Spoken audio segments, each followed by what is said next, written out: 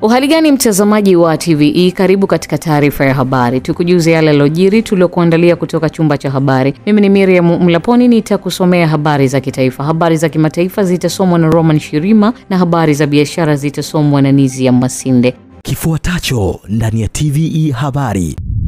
Viongozi wasiojaza fomu za maadili Zanzibar kuchukuliwa hatua. TRA yahimiza maadili na utiifu wakati wa ulipaji kodi. Na katika habari za kimataifa, mafuriko makubwa yawaua watu 21 mji wa Safi, Morocco.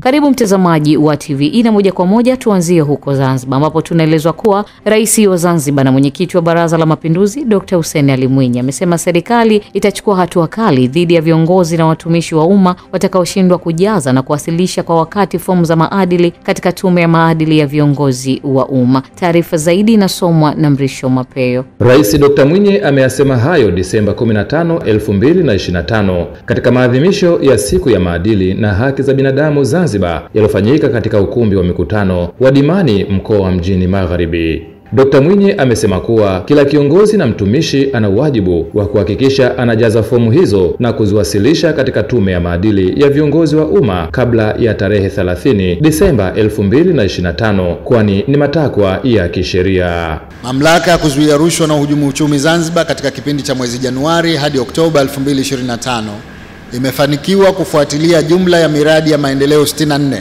yenye thamani ya shilingi trilioni 1.2 na dola za Kimarekani milioni 703.3. Jukumu hili la ufuatiliaji wa miradi ya maendeleo ni njia muhimu katika kudhibiti mianya ya rushwa na uhujumu uchumi, pamoja na kuzishauri taasisi za serikali kuhusiana na vitendo vya rushwa. Napenda kuipongeza Mamlaka ya kuzuia rushwa na uhujumu uchumi Zanzibar kwa kujenga imani kwa wananchi na kwa serikali. Ahadi yangu ni kuwa serikali itaendelea kuchukua hatua za kinidhamu, kiutawala na kisheria kwa watumishi watakaojihusisha na vitendo vya rushwa na ukiukwaji wa maadili kwa ujumla. Aidha, Rais Dr. Mwinyi amesema serikali inajipanga kuanzisha mfumo wa upimaji na utendaji wa kazi kwa viongozi kwa lengo la kuongeza uwajibikaji kwa viongozi na watumishi wa umma pamoja na kuimarisha ufanisi katika utoaji wa huduma kwa wananchi. Tabora umejengwa katika misingi ya uwajibikaji, wazi, uadilifu, haki, usawa, ufanisi na kupiga vita rushwa. Hivyo basi, kila taasisi na mwananchi kwa nafasi yake anapaswa kuhakikisha anatekeleza misingi ya utawala bora.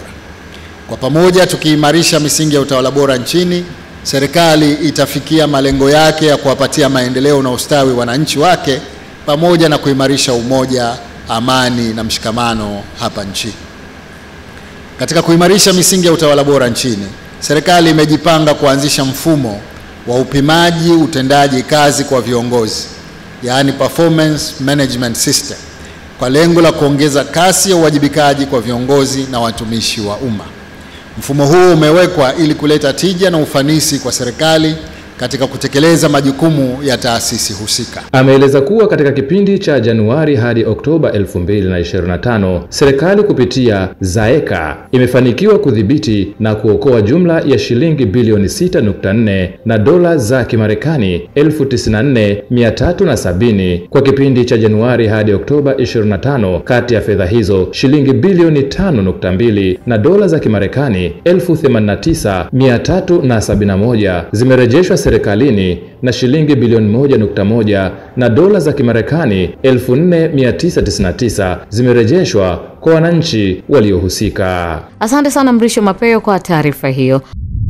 Wananchi wa jimbo la Peramiho mkoani Ruvuma leo wameshiriki misa maalum ya kumuombea na kuaga mwili wa aliyekuwa mbunge wao marehemu Jenista Joakim Mhagama aliyefariki dunia tarehe 11 Disemba 2025 mkoani Dodoma kutokana na maradhi ya moyo akiwa bado ni mbunge wa jimbo hilo. Taarifa ya Innocent Romo inasomwa hapa studio na Nancy Ibrahim. Misa hiyo imefanyika katika kanisa la Mtakatifu Benedikto Abasi ya Peramiho ikiongozwa na naibu askofu wa jimbo kuu la Songea, Padri Eric Mapunda, iliyohudhuriwa na wananchi wa jimbo la Peramiho wakiongozwa na Waziri Mkuu Dr. Mwigulu Lameck Nchemba, Spika wa Bunge la Jamhuri ya Muungano wa Tanzania Musa Azan Zungu pamoja na viongozi mbalimbali wa serikali na wabunge wa Jamhuri ya Muungano wa Tanzania. Akitoa salamu za serikali kwa niaba ya Rais wa Jamhuri ya Muungano wa Tanzania Dr. Samia Suluhu Hassan, Waziri Mkuu Dr. Mwigulu Lameck Nchemba amesema marehemu Jenista Mhagama alikuwa kiungo muhimu kati ya wananchi,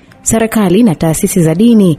Amesema kuwa katika kuenzi mchango wake, serikali itaendelea kushirikiana kwa karibu na taasisi za dini katika kuwatumikia wananchi. Mheshimiwa Jenista alikuwa kiungo kati ya kanisa na serikali. Amefanya kazi hiyo ya mahusiano. Mheshimiwa Rais ametuma niwahakikishie wote kwamba serikali itaendelea kuenzi na kushirikiana na taasisi za dini ili kuweza kuhakikisha kwamba heshima kubwa ambayo Tanzania imekuwa nayo kuhusu umoja wa kitaifa, uhuru wa kuabudu, amani na usalama wa nchi yetu unaendelezwa. Alikuwa ni mpatanishi. Amefanya kazi hiyo katika nyanja mbalimbali. Akiwa waziri wa nchi amefanya kazi hiyo kubwa pale ambapo palionekana dosari kati ya wafanyakazi na serikali. Naomba nimshukuru sana Mheshimiwa Rais kwa namna alivyojitoa kwenye msiba huu na misiba yote nchini mwetu. Namshukuru yeye, namshukuru makamu wa rais, namshukuru waziri mkuu wetu, wabunge, mawaziri, wananchi, na mpaka kesho tunampeleka mama yetu kumpumzisha. Kwa upande wake, katibu wa bunge wa mkoa wa Ruvuma ambaye pia ni mbunge wa jimbo la Mbinga vijijini na waziri wa viwanda na biashara Judith Kapinga amesema marehemu Jenista Mhagama alikuwa ni nembo ya mkoa wa Ruvuma kutokana na mchango wake mkubwa katika maendeleo ya jimbo la Peramiho na majimbo mengine, pamoja na uongozi wake kwa wabunge wa mkoa huo katika kuwatumikia wananchi. Mheshimiwa Jenista alikuwa mojawapo ya alama za mkoa wetu. Sisi wabunge wa mkoa wa Ruvuma tutamkumbuka sana dada mkubwa kama kiongozi aliyeshirikiana na sisi vizuri sana. Pamoja na kuwa na jimbo lake, tutamkumbuka kwa kushiriki katika maendeleo ya majimbo yetu. Tutamkumbuka kwa kutusaidia bila ubaguzi, kwa kuwa na moyo wa huruma. Hakika maisha yake yalitugusa sana. Niwaombe familia muendelee kuwa wavumilivu katika kipindi hiki, lakini niwaombe wana Ruvuma wote tuendelee kujifunza na kuyaishi yale mema yote aliyoishi mpendwa wetu. Taifa limepoteza, lakini na sisi kama kambi ya walio wachache bungeni tumepoteza role model wetu. Na sisi kama kambi ya walio wachache tutaiga yale yote ambayo Mheshimiwa Jenista alikuwa akilifanyia taifa, hasa kwenye swala la unyenyekevu. Mwili wa marehemu Jenista Mhagama unatarajiwa kuzikwa kesho katika kijiji cha Ruanda, wilaya ya Mbinga, huku makamu wa rais wa Jamhuri ya Muungano wa Tanzania Balozi Dr. Emmanuel Nchimbi akitarajiwa kushiriki katika safari ya mwisho ya marehemu Jenista Mhagama. Asante sana Nancy Ibrahim kwa taarifa hiyo.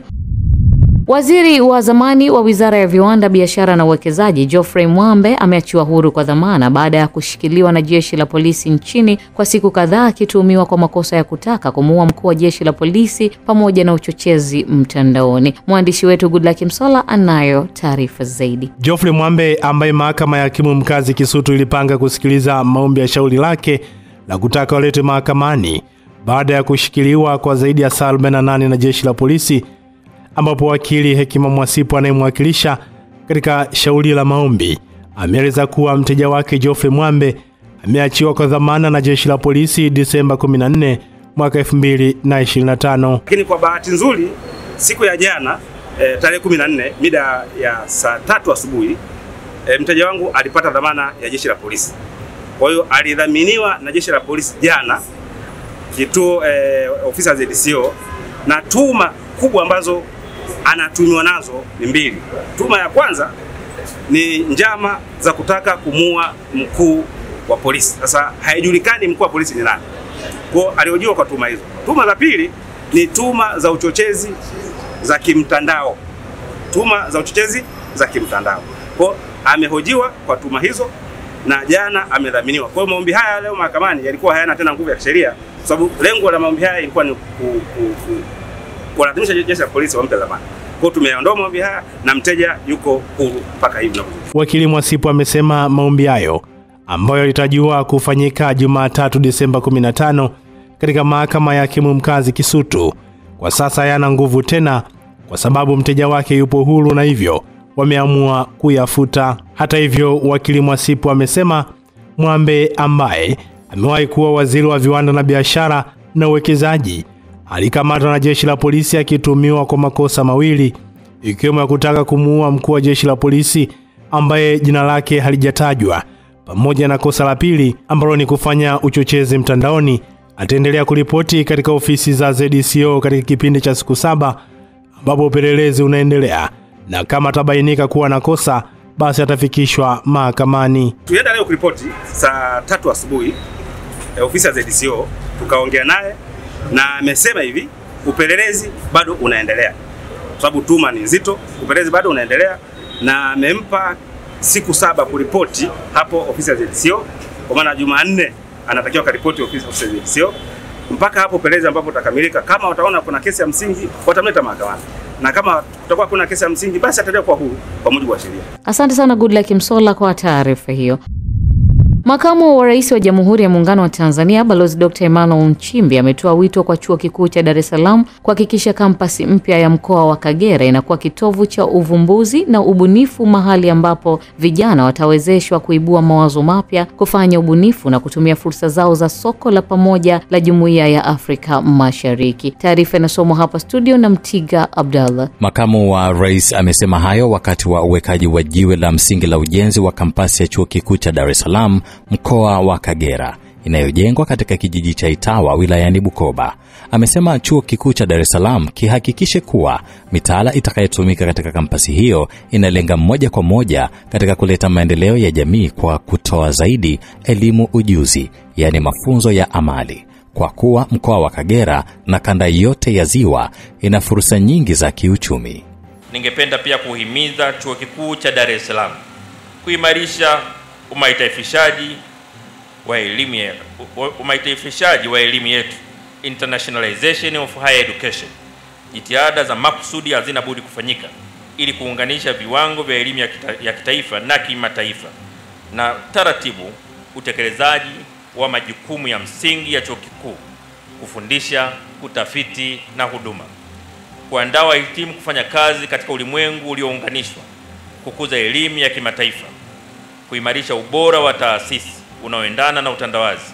Aidha, kwa mkoa wa Kagera unaopakana na nchi jirani kadhaa, tunaamini uwepo wa kampasi hii utatoa fursa ya kuvutia vijana katika nchi hizo kuja kujipatia maarifa muhimu. Vile vile amesema ni tumaini kubwa kupitia kampasi hiyo Chuo Kikuu cha Dar es Salaam kitatoa mchango mkubwa katika kuendeleza maarifa katika ujasiriamali, kukuza ujuzi wa masoko, kuchochea biashara za mpakani na kujenga uwezo wa vijana kuhimili ushindani katika soko la kikanda na kimataifa. Kwa upande wake, mkuu wa Chuo Kikuu cha Dar es Salaam ambaye ni Rais mstaafu wa Jamhuri ya Muungano wa Tanzania, Mheshimiwa Dr. Jakaya Kikwete, amesisitiza umuhimu wa kuongezwa ardhi ya kutosha katika eneo hilo la ujenzi, kwani lengo la kutoa ardhi Chuo Kikuu cha Dar es Salaam katika miaka ijayo ni kuiwezesha kampasi ili iweze kuwa chuo kikuu kinachojitegemea. Matumaini yetu siku moja huko mbele ya safari chuo hiki kitakuwa ni chuo kikuu kinachojitegemea,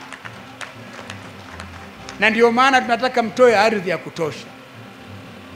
Kama hamfahamu, lakini chuo kikuu leo cha Muhimbili MUHAS na chuo kikuu cha kilimo cha Sokoine Morogoro, zote zilikuwa ni kampasi za chuo kikuu cha Dar es Salaam. Leo Muhimbili ni chuo kikuu kinachojitegemea na SUA ya Morogoro ni chuo kikuu kinachojitegemea. Wala sisi hatutegemei chuo hiki kitaendelea kuwa kampasi ya chuo kikuu cha Dar es Salaam milele. Tutafanya kazi ya kukilea, itafika mahali unasema sasa umeshakuwa, umetambaa, umesimama, umetembea, umekimbia, na sasa umekushapata mke, umeshapata mume, sasa shauri yako. Asante sana Mtiga Abdalla kwa taarifa hiyo.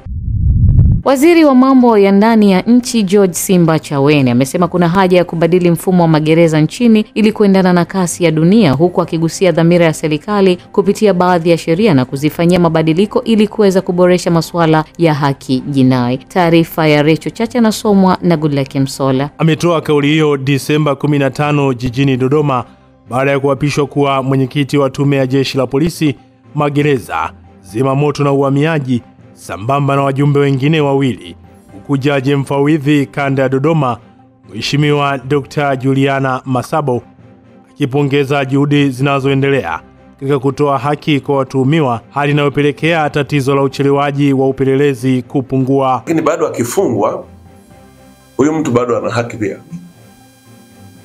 kwa sababu judicial right, lakini kuna human rights zinapokaa kwa pamoja, na lazima asihakikishe huyu mtu anakaa katika mazingira ya kibinadamu ambayo hayatwezi utu wake, pamoja na kwamba anatumikia adhabu.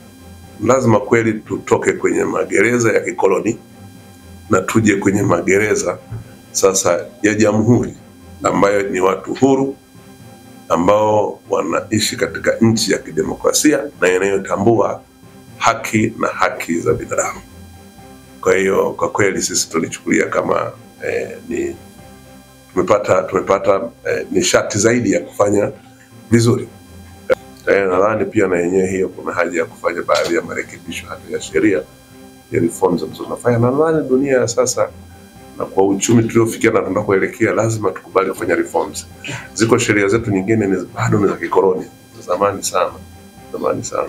Kwa lazima tuzifanyie utaratibu na tutashirikishana. Kwa upande wake Dr. Juliana Masabo, jaji mfawidhi kanda ya Dodoma, amesema kwa sasa kumekuwa na mabadiliko makubwa katika utoaji wa haki jinai, licha ya uwepo wa baadhi ya changamoto ambazo hata hivyo nyingi zinarekebishika. Kwa kweli there is a lot of improvement, naona wanajitahidi.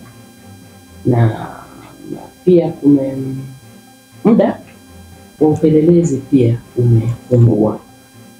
Sawa, kuna wakati ambapo zile 90 days zinapita, lakini sehemu nyingi 90 days wanakuwa wame-meet.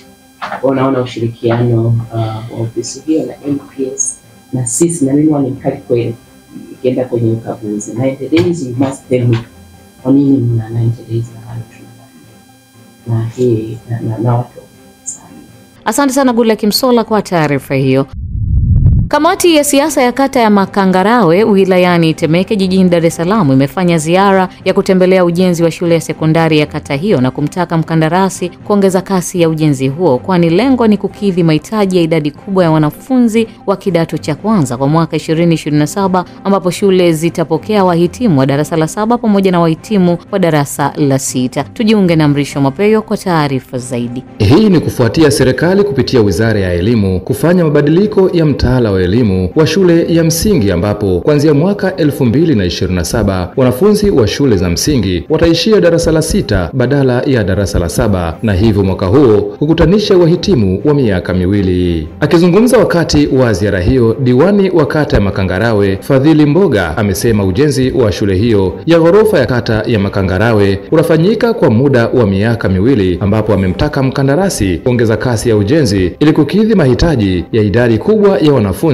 kwa mwaka 2027. Aidha, kupitia ziara hiyo, kamati ya siasa ya kata ya Makangarawe pia imetembelea zahanati ya kata ya Makangarawe ili kubaini changamoto za utolewaji wa huduma za afya na kuweka mikakati ya kuzitatua. Tumeridhika na namna ambavyo walivyoanza na spidi ya ujenzi wa shule yetu, lakini tunatoa rai tu kwa engineer wetu kwamba wahakikishe kwamba wanaongeza spidi ili tuweze kupata shule kwa wakati.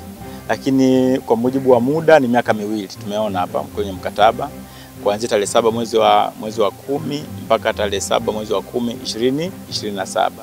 Mimi naamini kabisa kwamba tutaongeza spidi ya sisi kama diwani kuhamasisha na viongozi wetu wa manispaa, lakini pia hata mbunge wetu kuhakikisha kwamba huu mradi spidi inaongezeka, yani usifike miaka miwili kadri itakavyowezekana, ili tuweze kuwahi mrundikano mkubwa wa wanafunzi au usajili wa wanafunzi kidato cha kwanza wa 2027. Kwa upande wake mwenyekiti wa serikali ya mtaa wa Msakala uliopo kata ya Makangarawe wilayani Temeke, Juma Mtulia, amesema ujenzi huo wa shule hiyo ni muhimu katika kutatua changamoto ya watoto kusafiri umbali mrefu kufuata shule ya sekondari. Changamoto kubwa sana katika kata yetu kutokana na shule ya sekondari tulikuwa hatuna. Kwa mujibu wa uongozi wetu wa serikali tumepambana mpaka leo kufikia hapa, ujenzi unaanza. Tunashukuru sana katika hili. Kikubwa tu tulikuwa tunachoomba mradi tu uende kwa wakati, na sababu ni mahitaji ni makubwa kwa vijana wetu ambao walikuwa wanakwenda mbali sana kutokana na hali yenyewe sasa. Sasa tulikuwa tunachoomba haraka na wakati kama ulivyopangwa. TVE Habari imezungumza na mwenyekiti wa CCM kata ya Makangarawe, Bruce Boniface, na baadhi ya wananchi wa eneo hilo ambao wameipongeza na kuishukuru serikali kwani inakwenda kumaliza changamoto ya watoto kusafiri umbali mrefu kwenda shule. Binafsi tu nianze kwa kumpongeza kwanza Mheshimiwa Rais Samia Suluhu Hassan. Yeye ametuletea fedha kwa ajili ya mradi huu ambao unatekelezwa. Yeye ni mwenyekiti wetu wa chama, lakini ndio rais wa Jamhuri ya Muungano wa Tanzania, ametuletea pesa za kutosha kwa ajili ya kuanza huu mradi. Kwa mimi na imani kabisa kupitia mradi huu utakwenda kupata mafanikio makubwa kwa vijana wetu ambao walikuwa wanasoma shule za mbali, lakini leo hii watasoma karibu na maeneo ambayo wanaishi. Nimeshukuru sana kwa mradi huu, tutawasaidia vijana wetu wengi walikuwa wanaenda mbali kusoma. Kwa mradi umesogezwa karibu, kwa hiyo watasoma kwa bidii kwa kuwa mradi upo karibu, hatachelewa kufika shule, watawahi. Alafu jambo lingine napendekeza, wakati mradi unaendelea, vijana hapa mtani kwetu wapewe kipaumbele ya ajira, vibarua hapa. Na sisi tunashukuru tupo watu hapa tunapata fursa ndogo kama hivi. Mimi nipo hapa napata na mimi fursa ndogo, nipo hapa ndo nalinda hapa. Kwa hiyo nipo kwenye fursa ndogo. Tunashukuru mradi wetu tunakwenda vizuri kama hivi tunavyoona. Sada utatusaidia kwa vijana wetu kama hivi tunasomesha mbali, wengine tunasomesha Vituka, wengine tunasomesha Buza huko. Sasa kwa hiyo msaada ukiwepo hapa karibu, wakitoka hapa tutumie nauli, watakuwa wanatusaidia kwa vijana wetu wanatoka nyumbani, wanakuja shuleni, wanaweza hata kwenda kunywa chai nyumbani wakaja shuleni. Vivyo utatusaidia sana. Asante sana Mrisho Mapeyo kwa taarifa hiyo. Wakala wa barabara Tanzania TANROADS mkoa wa Dodoma umekanusha taarifa inayosambaa katika mitandao ya kijamii ikionyesha kipande cha barabara kilichojengwa chini ya kiwango katika eneo la Makaravati wilayani Kongwa katika barabara kuu ya Dodoma Gairo. Gulaki Msola anatuarifu zaidi. Taarifa sahihi ni kuwa kipande cha barabara hiyo ni sehemu ya majaribio iliyojengwa kwa mujibu wa taratibu za kitaalamu kabla ujenzi kamili kuanza. Akizungumza mkoani Dodoma, mhandisi mkazi wa TANROADS mkoa wa Dodoma Elisoni Mwenezi amesema kipande hicho chenye urefu wa mita 300 kilijengwa mahususi kwa ajili ya majaribio kabla ya kuwekwa tabaka la mwisho la lami, hatua ambayo ni ya kawaida katika mradi wa ujenzi wa barabara. Kwa sasa kwa kawaida kabla ya kuanza kuweka lami huwa inawekwa eneo la majaribio. Kwa hiyo mkandarasi alipewa section ya mita 300 kwa ajili ya majaribio kuona kama zile parameters zote za lami zimekidhi viwango.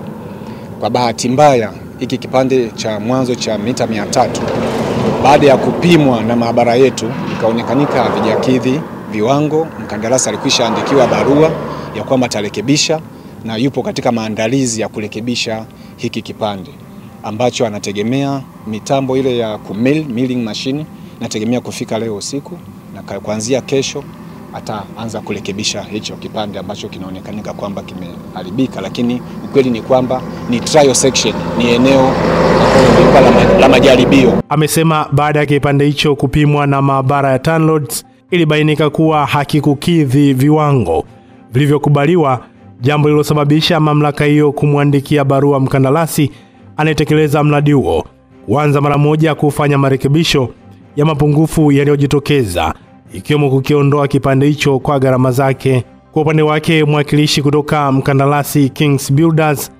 anayetekeleza ujenzi wa mradi huo, Edward Njau, amekiri kupokea barua kutoka TANROADS kwa ajili ya kufanya marekebisho ya kipande hicho na ameahidi kutekeleza maelekezo hayo mara moja. Ila tulishindwa kukirekebisha kwa wakati sahihi, ambapo ulikuwa mtambo wa kukangua lami hiyo ulikuwa bado hujafika site.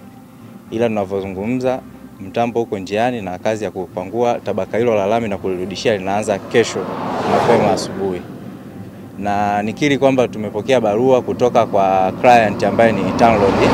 Alitupa maelekezo ya kurekebisha kipande hicho, na toka tarehe 24 mwezi wa 11 kesho tunaenda kuanza kazi hiyo rasmi. Asante sana Goodluck Msolla kwa taarifa hiyo. Naibu Waziri wa Elimu, Sayansi na Teknolojia Wanu Hafidh Amir amemtaka mkandarasi wa Confix Engineering kuongeza kasi ya ujenzi wa miundombinu ya mradi wa kujenga ujuzi na ushirikiano Afrika Mashariki katika Taasisi ya Teknolojia Dar es Salaam DIT campus ya Mwanza ili ikamilike kwa wakati kulingana na mkataba. Meshack Emmanuel kutoka Mwanza anaarifu zaidi. Wanu ametoa agizo hilo jijini Mwanza wakati akikagua maendeleo ya utekelezaji wa mradi huo, ambapo pia amewataka wazabuni wote kuhakikisha vifaa na mitambo vinawasili na kufungwa kwa wakati ili kuwezesha utoaji wa mafunzo. Wanu ameendelea kusema kuwa ucheleweshwaji wa ujenzi unaweza kuathiri malengo ya serikali ya kuhakikisha vijana wanapata ujuzi na umahiri unaohitajika katika soko la ajira la ndani na kimataifa kama ilivyoelekezwa na Rais wa Jamhuri ya Muungano wa Tanzania Dr. Samia Suluhu Hassan. Tumekuwa disappointed kwa sababu tumesha kuongezea muda mara kadhaa kumaliza haya majengo kwa ule muda ambao tumekubaliana, lakini kumekuwa kuna shida pamoja na changamoto walizokuwa nazo, lakini bado tunaona ipo shida ya ukamilishaji, na hii ndio maana inapelekea tukabidhiane majengo nusu kwa sababu haujamaliza na haujamalizwa kwa muda ule ambao ulitakiwa kumaliza. Sasa sitasema mengi, nimeona time extension ya mwisho ni Mei 2026 na Februari 2026. Sasa hii ikifika hatutaki tena kukabidhiwa vipande partials. Wao umeona speed ya watoto na ari ya watoto wanavyotaka kujifunza hizi kazi za fundi stadi na mambo mengine skills. Kwa upande wake, naibu katibu mkuu Wizara ya Elimu, Sayansi na Teknolojia Profesa Daniel Mushi amesema kuwa katika kampasi ya Mwanza kinajengwa kituo cha kikanda cha umahiri cha uchakataji na utengenezaji wa bidhaa za ngozi ambacho kinatekelezwa kupitia mradi wa E-Strip. Profesa Mushi ameongeza kuwa ujenzi wa majengo hayo unatekelezwa na serikali kwa kushirikiana na Benki ya Dunia ambayo imetoa mkopo wa riba nafuu, ambapo gharama za utekelezaji wa mradi wa DIT Mwanza ni shilingi bilioni 37. Kituo hiki cha Selpat ambapo ni kituo cha umahiri cha utengenezaji, uchakataji na utengenezaji wa ngozi kina majengo matano, Mheshimiwa Waziri. Kuna jengo la kufundishia ambapo ni hapa tulipokaa, tutakuja kuingia ndani baadaye tuone vizuri. Tunaita teaching block. Ni clever way ya kualign na technology za World Bank, kwa sababu World Bank hawataki kusikia habari ya administration block. Kwa hiyo tukaona tuite teaching block ili iweze kualign na terms and conditions za World Bank. Na kweli teaching block sababu pia kuna lecture hall huku ndani na lecture theaters. Kwa hiyo teaching block, Mheshimiwa Waziri. Naye mkurugenzi wa DIT campus ya Mwanza Dr. John Msumba amesema kuwa kampasi hiyo imefufua sekta ambayo ilikuwa imekufa nchini kutokana na kukosekana kwa wataalamu, na kwamba viwanda kwa sasa vinapata wataalamu tofauti na awali ambapo walikuwa kilazimika kuwatoa nje ya nchi.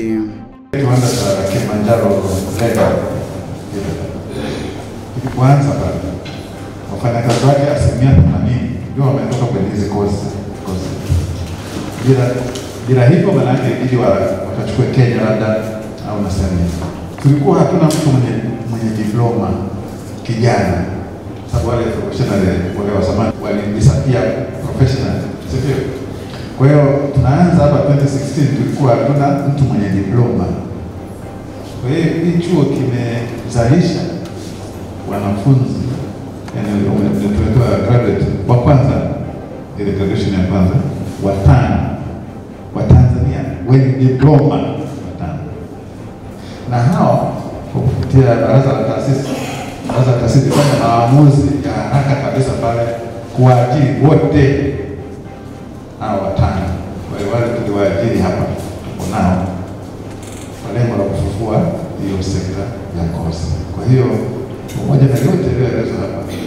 kama sekta imefufuka kupitia. Mtazamaji, ni taarifa ya habari. Mimi ni Miriam Mlaponi, tupate mapumziko mafupi kisha tutaendelea na taarifa ya habari. Kifuatacho ndani ya TVE habari. TRA yahimiza maadili na utiifu wakati wa ulipaji kodi.